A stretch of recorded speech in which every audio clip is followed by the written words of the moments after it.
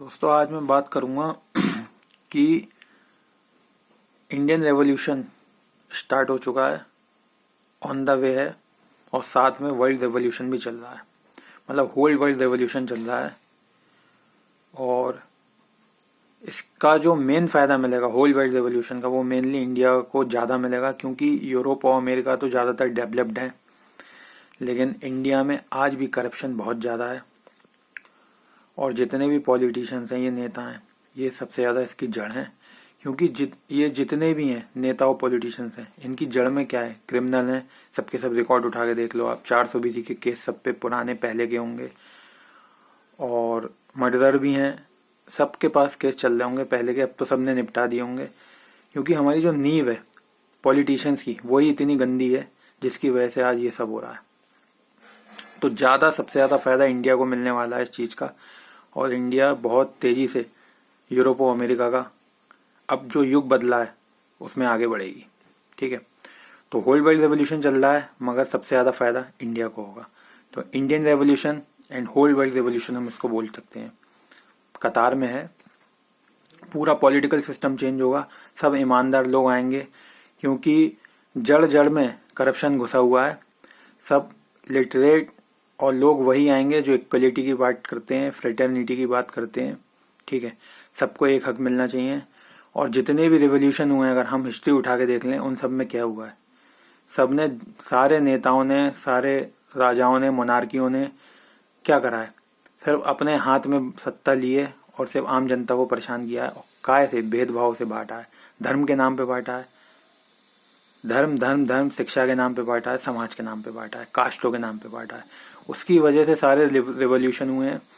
और सभी जगह पीस की रिक्वायरमेंट आई है, और सब जगह पीस हुआ। सबसे पहले अमेरिका में हुआ, फिर फ्रांस में हुआ। ठीक है, अब इंडिया में तेजी से हो रहा है, पूरी वर्ल्ड में साथ में हो रहा है। जो करप्टेड लोग हैं पूरे वर्ल्ड के, जो भी लीडर बने हुए हैं, जो भी पॉलिटिशियन है, सब उखाड़ फेंके जाएंगे जनता के द्वारा। बहुत जल्दी होने वाला है ये, वो आप सबको पता चली जाएगा। और इंडिया में तो सबसे फास्ट फॉरवर्ड तरीके से हो रहा है, पूरी दुनिया बदल जाएगी इंडिया के साथ साथ। और जो लोग ब्रेन वॉश हो चुके हैं, जिन लोगों को, जो नेताओं की मान्यता में आ चुके हैं, वो ये बात नहीं समझते हैं। लेकिन जो हमारे युवा हैं और जो समझदार लोग हैं, वो सब ये बात समझ रहे हैं। ज़्यादातर जो सिटीज़ छोटी हैं, जैसे कि जिन सिटीज़ में मैं रहता हूँ, बरेली, पीलीभीत, जो छोटे शहर हैं इंडिया के, वो ज़्यादातर बहुत ज़्यादा हैं। वहाँ पर ये समझ नहीं है, वो ज़्यादातर पॉलिटिशियंस और नेताओं के प्रभाव में है। ठीक है, तो वो धर्म के प्रति उनको कुछ समझ में नहीं आता कि क्या हो रहा है हमारे साथ, काश में क्या हो रहा है, हम इतने परेशान क्यों हैं। उनको इस कदर उनका जो ब्रेन है वो डैमेज कर दिया गया है कि उनको अब समझ में आना बंद हो गया।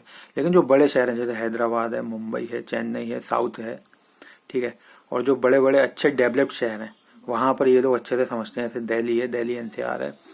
और जितने भी यंग जनरेशन है वो भी समझदार हो रही है। 90s के लोग काफ़ी समझदार हैं, ऐसा नहीं है हमारे पास समझदार लोग नहीं हैं। लेकिन बस यही है कि आवाज़ उठाने से हर कोई डरता है। ठीक है, जिन लोगों के पास पावर है, चाहे वो बड़े लेवल के हैं, बड़े पर्दे के हैं, उन लोगों को आवाज़ उठानी चाहिए, लेकिन नहीं उठाते। गलत बात है। ऐसा नहीं है कि सभी नहीं उठाते, कुछ लोग उठाते हैं, और अब तो खुल के बोलना काफ़ी लोगों ने चालू कर दिया है। और खुशी की बात है, जानने वाले फिलहाल 150 करोड़ की पॉपुलेशन में इंडिया की, मुझे इतना दिख रहा है कि अब 1 करोड़ लोग काफ़ी हद तक इस बात को लेके होशियार हो चुके हैं, इंटेलिजेंट हो चुके हैं, जिसमें से 10 से 15 लोग स्टैंड ले रहे हैं और आवाज़ उठा रहे हैं। और ये ज़्यादा दिन नहीं चलने वाला इंडिया में, ना इंडिया में ना वर्ल्ड में। जितने भी करप्टेड लोग हैं, चाहे वो पूरे वर्ल्ड के पॉलिटिशियन हो, और इंडिया के साथ साथ उनको जड़ के साथ उखाड़ फेंका जाएगा। और जितने भी क्रिमिनल माइंडेड, हम हिस्ट्री उठा के देखें तो हमारे जितने ही पॉलिटिशियन हुए, वो शुरू से लेकर क्रिमिनल माइंडेड हुए हैं, सबकी क्रिमिनल हिस्ट्री है, वही विधायक, वही सांसद बने हैं। ठीक है, अब जब ऐसे देश में ऐसे विधायक और ऐसे सांसद राज्य करेंगे, तो वो देश तरक्की कैसे कर सकता है? आप मुझे ये बता दो। वो देश कभी भी तरक्की नहीं कर सकता।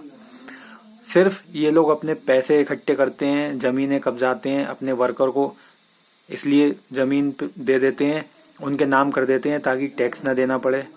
दुखी रहते हैं, अंदर से बेचैन रहते हैं। बस जमीनें इकट्ठी करो, क्रिमिनल माइंडेड सारे गुंडों को पालो, युवा मोर्चा के नाम पे। और बस धमकाओ, डराओ, एक पोजीशन हासिल कर लो और लोगों को चूतिया बनाओ। सिर्फ पैसा इकट्ठा करो ब्लैक मनी से, सिर्फ बस करप्टेड करके करो।